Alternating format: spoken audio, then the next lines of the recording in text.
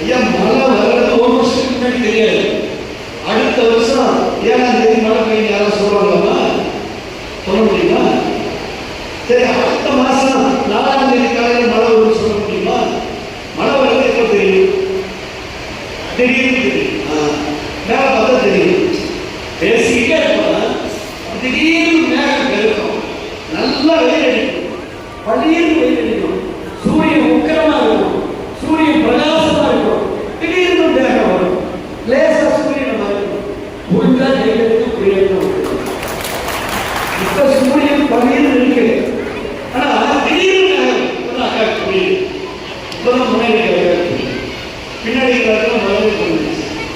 நல்ல சூரியன் பள்ளியில் தெரியும், வெளிச்சம் பிரகாசமா இருக்கும், திடீர்னு வந்து மேகம் வரும், மேகம் கருக்கும், வானம் கருக்கும், இதமான காற்று வீசும், குளிர் காற்று வீசும், ஏதோ வரப்போது தெரியும், திடீர்னு மழை பெய்யும், அடிச்சுக்கிட்டு போவோம், கதை முடிஞ்சு வெள்ளத்துல அடிச்சுக்கிட்டு போவோம், இந்த ஆட்சி அடிச்சுக்கிட்டு போவோம், கதை முடிஞ்சிடும், கடைசி அந்த மழை எப்போ வரும்? அதான் உங்க கேள்வி.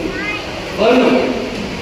அந்த மழை எப்பொழுது வரும் சொன்னா, நீங்க கர்நாடக மாநிலத்தை எடுத்துக்கொள்ளுங்க, தெலுங்கானாவை எடுத்துக்கொள்ளுங்க, ஆந்திராவை எடுத்துக்கொள்ளுங்க. ஆட்சி மாற்றம் எப்பொழுது வந்தது? கடைசி 2 மாசம்.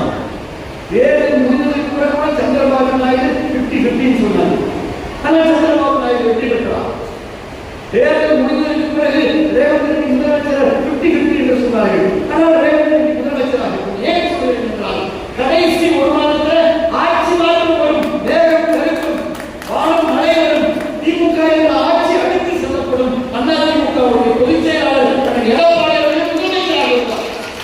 அரசியல் பொறுமை வேணும், அரசியல் சகிப்புத்தன்மை வேணும், அரசியலில் நிதானம் வேணும்.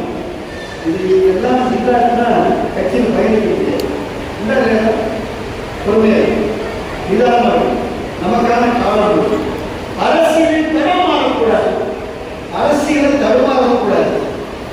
தடமாறியவர்களின் கதை என்னாச்சு உங்களுக்கு தெரியும், தடுமாறியவர்களின் கதை என்னாச்சு உங்களுக்கு தெரியும். உண்டாயிருக்கிறார்.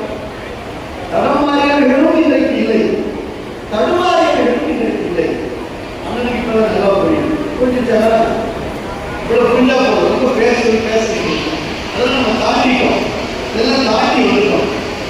தடமும் மாறாமல் தடுமாறாமல் ஒரே மாதிரி புரட்சி தலைவர் எம்ஜிஆர், புரட்சி தலைவர் அம்மா